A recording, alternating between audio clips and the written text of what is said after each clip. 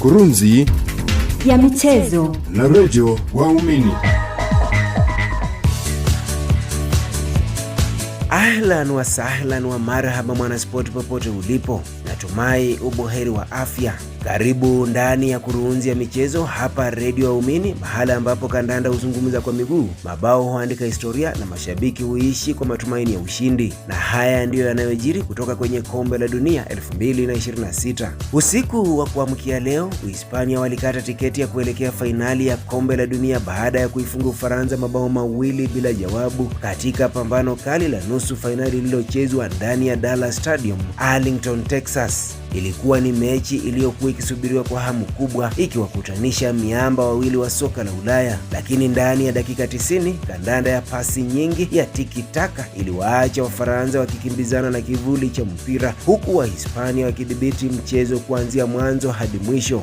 Kunako dakika ya 22, Mikel Oyarzabal aliwanyanyua mashabiki wa La Roja baada ya kucheka na nyavu kwa njia ya penalti na kuwapa Hispania bao la kuongoza. Dakika ya 58, Pedro Porro akaongeza bao la pili lililozamisha kabisa meli ya Le Blues.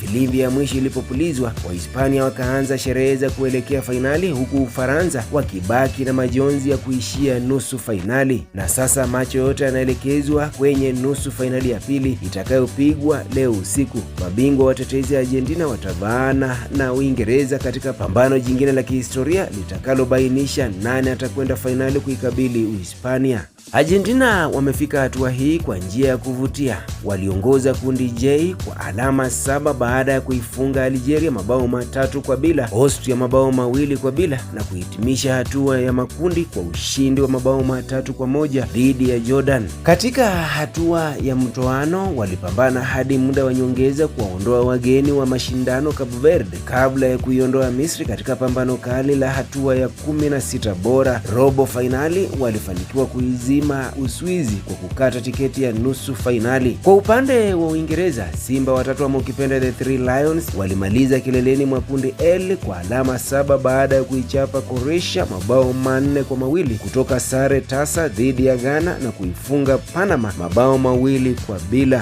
Katika hatua ya 32 bora waliondoa DR Congo kwa mabao 2-1. Hatua ya 16 bora wakawatoa wenyeji Mexico kwa ushindi wa mabao 3-2 kabla ya kuiondoa Norway yake Erling Haaland kwa mabao 2-1 baada ya muda wa nyongeza katika robo fainali. Mwanaspoti, usiku wa leo historia itakutana na historia.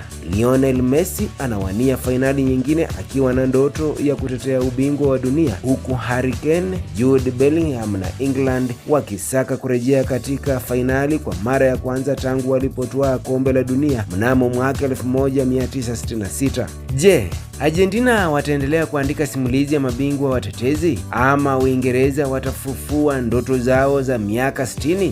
Filimbi itatoa majibu, mpira utatoa hukumu na historia itaandika ushindi. Yetu macho, yetu masikio, moto wa kombe la dunia unaendelea kuwaka. Na hapo ndipo tunapofunga pazia la Kurunzi ya michezo.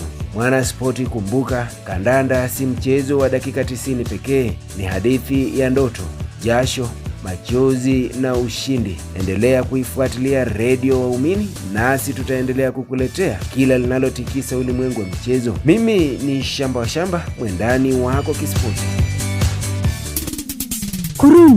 Kurunzi ya michezo.